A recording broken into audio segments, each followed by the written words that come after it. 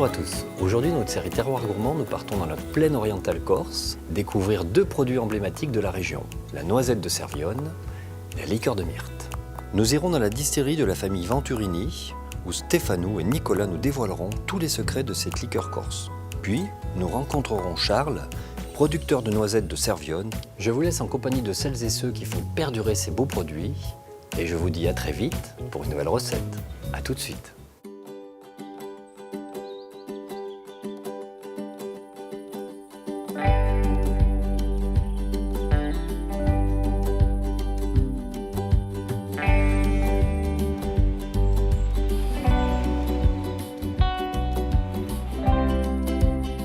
Une légende raconte que la Corse tire son nom de Calistée, signifiant la plus belle, un surnom qui lui fut donné par les Grecs dans l'Antiquité. Il est vrai que l'île de beauté ne manque pas de charme pour en séduire plus d'un. Bercée par la Méditerranée et gorgée de soleil, cette région insulaire est un véritable joyau entre mer et montagne. Ici, l'activité agricole est principalement familiale. Les productions se partagent en deux secteurs bien distincts. L'un axé sur la montagne, où l'on rencontre une agriculture traditionnelle fondée sur l'élevage, l'autre porté sur la production végétale et l'arboriculture fruitière, qui se situe principalement sur la plaine orientale corse.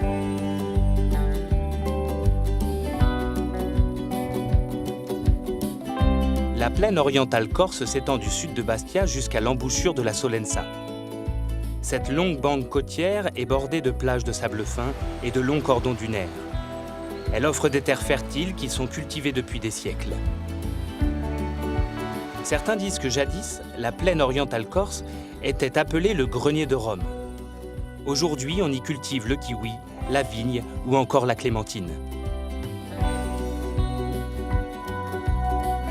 Charles Sforzini a décidé de remettre au goût du jour la culture de la noisette de Servione.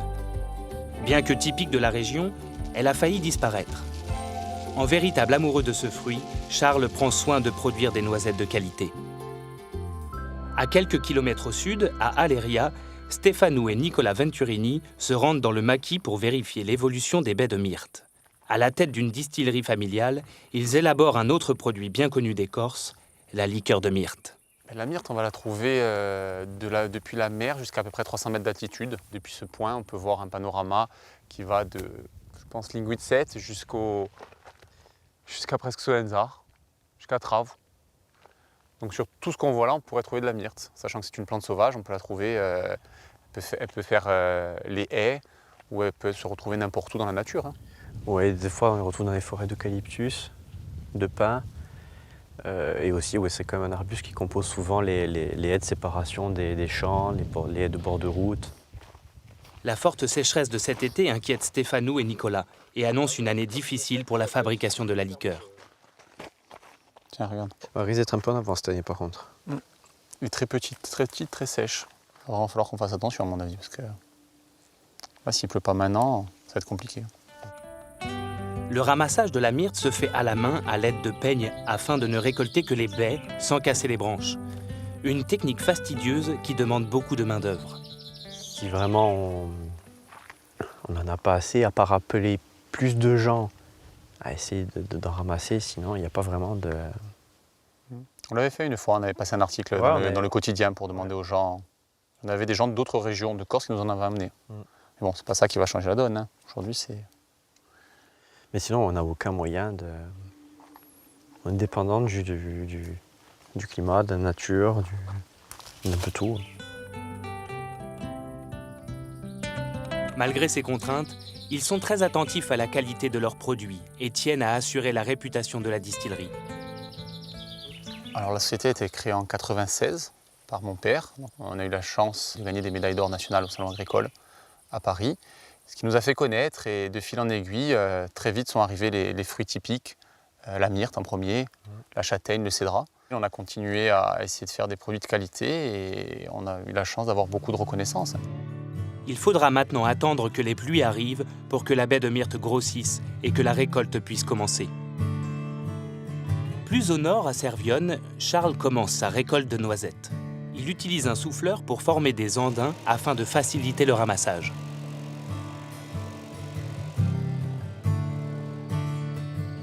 La production de la noisette en Corse, c'est date des années 20. Sauf que dans les années 20-25, il y a eu du gel, 2 années consécutives. Tous les cédratiers ont gelé. Donc ils ont enlevé ce qui restait et ils ont planté des noisetiers derrière. La terre est riche, donc ça s'est très très bien acclimaté. Ils avaient choisi très intelligemment une variété à l'époque dite de bouche. C'était la fertile de Coutard ou noisette de Cervione. Elle a bénéficié de la variété, le climat et la hygrométrie parce que ça a été planté dans le fond des vallées. Ça donne une des meilleures noisettes d'Europe. La noisette de Servione, aussi appelée fertile de Coutard, a failli disparaître de Corse. Peu rentable face à la concurrence européenne, le ramassage de la noisette a été arrêté et les noiseraies abandonnées. Il a fallu des gens comme Charles pour relancer sa production. Ses qualités gustatives et son mode de production lui ont valu l'obtention d'une IGP, indication géographique protégée.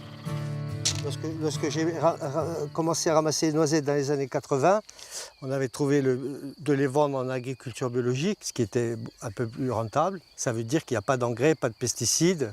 Une récolte à la main, c'est pas indispensable, mais c'est quand même mieux, parce qu'il y a quand même un autre suivi de récolte. Hein.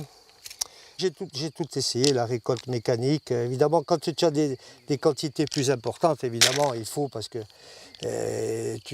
tu es menacé par la pluie, donc il faut faire plus vite, il faut les ramasser.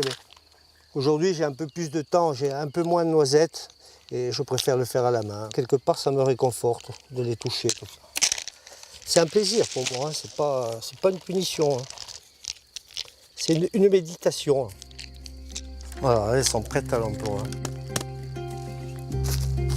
Après la récolte de la noisette, celle-ci est décoquillée et concassée pour être vendue à des restaurateurs et des transformateurs.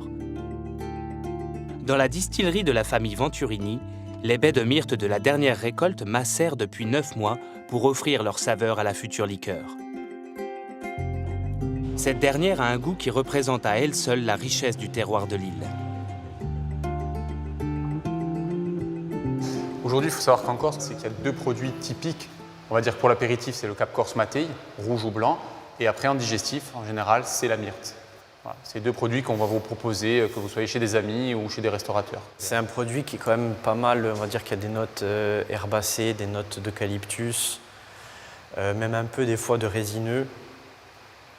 Ça reste sur ces notes-là.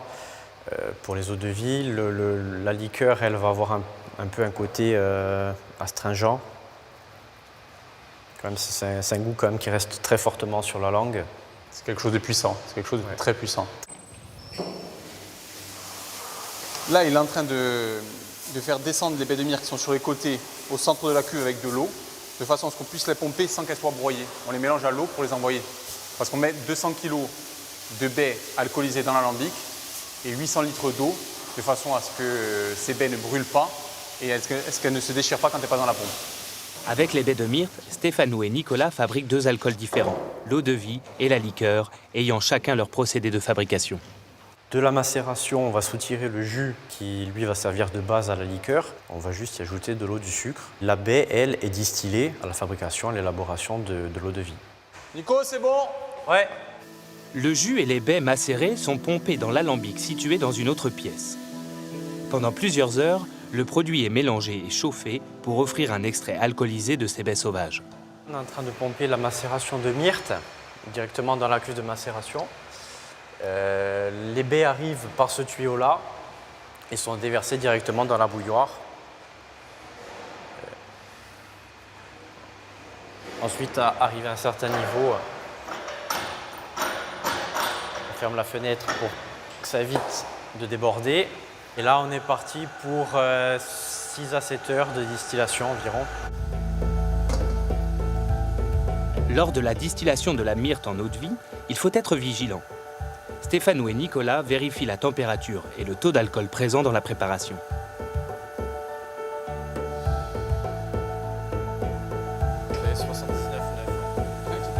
La liqueur de myrte du domaine Mavella se retrouve à la biscuiterie de Paul Foglia. Son laboratoire de transformation se trouve dans un petit village perché au cœur des montagnes. À l'époque, Paul tenait une boulangerie, puis il s'est mis à essayer de confectionner des canistrelli, de petits biscuits traditionnels. À force de travail et de recherche de la meilleure recette, c'est désormais son activité principale. Les anciens déjà faisaient à base de vin blanc, à base d'anis. Et maintenant, vous les trouvez avec la châtaigne, le citron, le cédrat, la noisette, la clémentine. Voilà, vous avez plusieurs parfums. Paul met un point d'honneur à travailler avec des produits locaux et de qualité. C'est sans doute la raison de son succès, car désormais, il propose 14 parfums de canistrelli qu'il distribue dans 80 points de vente. Ce qui concerne les canistrelli au vin blanc, par exemple, on choisit un vin blanc en AOC. Ensuite, une châtaigne en AOP, de la farine. Voilà, et des noisettes qui sont en IGP. Après, là, vous avez la liqueur de myrte du domaine Mavel, qui est quand même une excellente liqueur. C'est pour ça qu'on travaille cette liqueur. Parce qu'elle est très fruitée, et avec nos biscuits, on arrive à sortir un bon produit. On sent bien la myrte dedans, quoi. Les canistrelli de la biscuiterie Upan et Caldou sont vendus seulement à des pâtissiers, des restaurateurs et des épiceries fines. Paul sélectionne soigneusement ses points de vente. Et il en refuse même certains, car il ne souhaite pas particulièrement agrandir sa production. Ça se vend très bien, oui. Puis les gens, les touristes, quand ils arrivent ici, quand ils voient que c'est des produits locaux, comme la myrte, le cédrat ou la clémentine, ils sont acheteurs. Hein. Ils ramènent, pour eux, c'est ramener un produit du terroir. Hein. Ce gâteau traditionnel des bergers est historique de la Corse. Paul a réussi à se l'approprier et à le faire évoluer pour le plus grand plaisir des fins gourmets. De son côté, Charles livre la récolte de la matinée au local de l'association Anucciola à Servione. Cette association met en commun les récoltes de nombreux producteurs, mais aussi de particuliers, afin de décoquiller et de calibrer les noisettes. C'est une véritable plus-value pour les producteurs, car cela permet de les payer au prix juste. Alain, bonjour. Hein. Bonjour. Ah, les noisettes 2017, ramassées ce matin.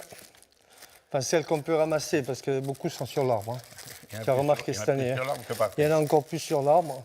Donc là, on les met dans la calibreuse. Elles s'encoppent. Quand on a commencé, toutes les noiseries étaient abondantes, hein, parce que ceux qui prenaient les noisettes suivaient le cours mondial. Et le cours mondial, il y a des années où ça pouvait aller, il y a des années, ça ne payait même pas l'ouvrier qui avait nettoyé le noisetier. Donc les gens l'avaient abandonné. Et l'avantage de l'association ici, qui travaille un peu comme une coopérative, ça peut être un petit apporteur à 20 kilos. Ou même moins. Même moins. Hein, il amène ce qu'il a. Et un producteur moyen qui va passer de 3 tonnes, même 5 tonnes.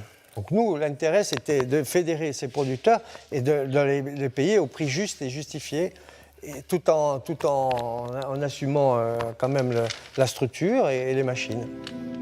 L'association est équipée d'un séchoir et d'une casserie.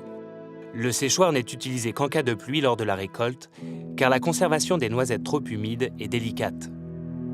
Avant de les décoquiller, Alain et Charles mesurent systématiquement l'hygrométrie. Les noisettes qui viennent d'être ramassées, elles sont 8. Elles sont à 8. 8, entre 8 et 9. Un 9, c'est correct. Hein.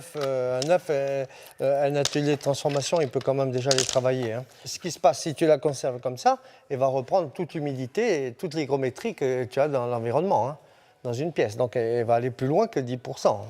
Donc, c'est pas bon pour la conservation. Donc, l'obligation au moins de les torréfier de suite et de les travailler. Hein. Sur la micro-région, environ 80 tonnes de noisettes sont produites chaque année, 2 fois moins qu'il y a 20 ans. Pourtant, le travail de Charles a grandement participé à relancer la production de la noisette. La demande augmente fortement et les quantités produites ne suffisent plus. En 2002, il crée alors l'atelier de la noisette, où il confectionne des produits d'exception qui favorisent la vente auprès du consommateur. Alors là, du coup, j'enlève la peau des noisettes et je trie les noisettes sans peau pour pouvoir faire un praliné. Pour le fait qu'il n'y ait pas de peau, ça permet au caramel de bien enrober la noisette. et de ne pas être cassant. Laurine Serra, la nièce de Charles, a travaillé avec lui pendant 3 ans. Elle vient de racheter l'entreprise. 116. Hop. Et on va sabler les noisettes dans le sirop. Maintenant, on mélange. On transforme que la noisette. On en fait plusieurs produits. Donc ça, c'est quand même le produit, l'un des produits les plus forts, la noisette caramélisée. Mais après, on transforme aussi la noisette sous différents produits salés, sucrés, en huile, en farine. Et on fait des chocolats à la noisette, au praliné noisette. Donc ça, c'est la base de tous nos chocolats. Les produits fabriqués ici ne manquent pas d'originalité. On y trouve par exemple de la pâte de noisette au cédrat ou encore une pâte à tartiner au cacao sans huile de palme avec des produits issus du commerce équitable. On n'est pas forcément beaucoup à transformer la noisette comme ça. Après, il y a d'autres personnes qui la transforment, mais sous forme de glace, sous forme de pâtisserie. Notamment dû aussi à un problème de quantité de noisettes. Parce qu'on travaille qu'avec la noisette de Cerviogne. C'est une noisette qui est assez rare. Elle a un goût un peu plus prononcé, un peu plus boisé. Le goût de la noisette ressort beaucoup plus sur la noisette de Cerviogne que sur les autres noisettes. On aime l'artisanat, on aime le local. C'est une passion avant tout. Donc à partir de là, je préfère faire un peu moins, mais de la meilleure qualité, plutôt que beaucoup de quantité avec une qualité un peu inférieure. La cuisson terminée, les noisettes sont ensuite mises à refroidir sur le marbre, puis ensachées. Dans leur distillerie, Stéphano et Nicolas travaillent aussi de la manière la plus éthique et la plus respectueuse de l'environnement qui soit. Ils sont en constante recherche et ne restent pas figés sur leurs acquis. D'ailleurs, lorsque Stéphano a repris l'entreprise, il a fait refaire la décoration du domaine par un jeune artiste corse aux tendances pop. Laurent Vigroux est sommelier pour l'entreprise Mattei, à l'origine du célèbre apéritif le Cap Corse. Grand connaisseur de la liqueur de myrte, il vient déguster celle du domaine Mavella. Moi, celle-là, je la trouve parfaite. Et le fait que ça soit macéré, c'est-à-dire qu'on ait vraiment tous les arômes de la peau, voire de ce qui s'est déposé sur la peau, ça, à la fin d'un repas à thématique méditerranéenne, et on a en rétro-olfaction tout le repas qui revient. C'est vraiment fabuleux. Ici, il existe 2 liqueurs de myrte différentes. La rouge, issue de la macération du fruit, la blanche, issue de la distillation et agrémentée de sucre. Eh bien, la myrte qui vient de la macération a une grosse influence gustative de tout ce qui vient de la peau. Parce que la peau a macéré, donc elle a donné sa couleur, donc, comme on peut le voir, mais dans la peau, on a également les tanins et tout ce qui fait un petit peu cette fiche d'identité spéciale de la myrte en termes d'âpreté, etc. Donc on le retrouve. Par contre, quand c'est passé en distillation, tu as plutôt une photographie de l'intérieur de la baie, c'est-à-dire comme s'il y avait un agrandissement du cœur de la baie sur le côté fruité un petit peu mentholé. C'est ce qu'on appelle la myrte blanche. Beaucoup de gens qui ont du mal avec la myrte rouge vont préférer la myrte blanche. Personnellement, moi, je la préfère entière, donc la myrte rouge. En 1999, la brasserie Pietra et le domaine Mavella associent leurs compétences pour fabriquer le premier whisky corse. Leur travail permet de créer un whisky au goût différent, qui tire toutes ses essences aromatiques de l'île. Aujourd'hui, tous les produits du domaine Mavella, ce sont des produits qui ont leur typicité, qui plaisent peut-être pas à tout le monde, qui plaisent à un grand nombre de personnes, mais qui apportent quelque chose de nouveau et qui permettent aux amateurs de découvrir de nouveaux arômes. C'est le cas avec le whisky. Enfin, il a un goût particulier qui n'est pas une copie ou qui ne ressemble pas à un whisky qui se fait déjà. Et voilà, nous, ce qui nous plaît, c'est ça, c'est d'aller découvrir, de tester. On fait des fois des produits qui personnellement ne nous plaisent pas, on essaye, mais au moins on fait évoluer. La distillerie existe depuis 1996. Quand on sait que le whisky, en général, ils ont plusieurs générations derrière eux. Nous, ça fait une vingtaine d'années. Donc voilà, si on ne fait pas ces essais, tous les ans, on n'évoluera pas, on n'avancera pas. Donc nous, c'est ce qui nous plaît, c'est ça, c'est d'aller découvrir. Et même pour nous, pour notre culture générale, pour notre palais, c'est ce qui nous motive en fait. La maturation de ce breuvage se fait dans de vieux fûts ayant contenu de grands vins corses. Ce whisky, à l'image du domaine Mavella et du travail de Stéphano et Nicolas, a rapidement convaincu les plus fins connaisseurs et a réussi à se faire une réputation internationale. À À côté de Servionne, à quelques centaines de mètres de la mer, François-Xavier Sécoli est multicultivateur. Il produit dans ses vergers des kiwis, des clémentines, des avocats et depuis peu, des noisettes. Il a décidé d'en planter 5 hectares il y a 4 ans. Les arbres donnent aujourd'hui leurs premières noisettes. Salut François-Xavier, qui fâche? Ça va Charles? Ça va? Alors, On regarde ces noisetiers. je dis que c'est magnifique parce que des arbres comme ça, alors, tu vois, tu as déjà des chatons, hein? Oui, oui. C'est énorme, hein? Ça prépare la récolte l'année prochaine. Là, elles ont tout, hein? Elles ont de l'eau, elles n'ont pas souffert de la sécheresse. On félicite François-Xavier d'avoir pensé à planter des noisetiers, c'était pas évident.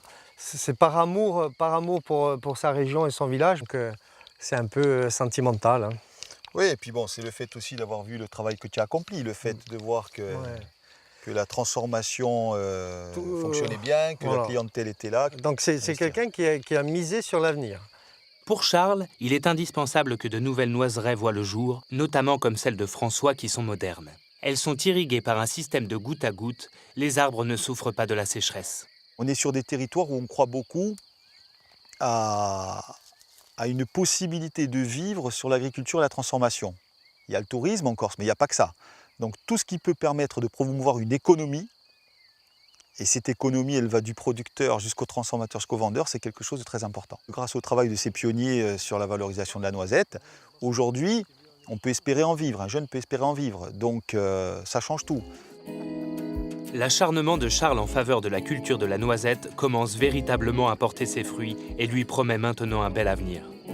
J'étais amoureux de ce fruit, je suis toujours amoureux de ce fruit et j'aimerais que ça continue. Et bon, on fait tout ça pour, hein, et je pense que sans se jeter des fleurs, on a réussi puisque de nouvelles plantations, on peut parler aussi d'une pépinière qui va commencer encore cette année. La demande est très très importante. Même en Europe, il y a une demande, il y a un déficit, et notamment en France, un déficit de noisettes, hein. Donc, comme disait François-Xavier, c'est peut-être un pari pour les jeunes. Il y a quelques hectares encore à planter de libre. Pourquoi pas la noisette? Ben, moi, je planterai la noisette. Charles, en véritable passionné de la noisette, est surtout, comme Stéphanou et Nicolas, amoureux de la Corse et de son terroir. Le respect des produits et la sincérité de ses producteurs engagés contribuent peut-être aussi à appeler cette terre insulaire l'île de beauté.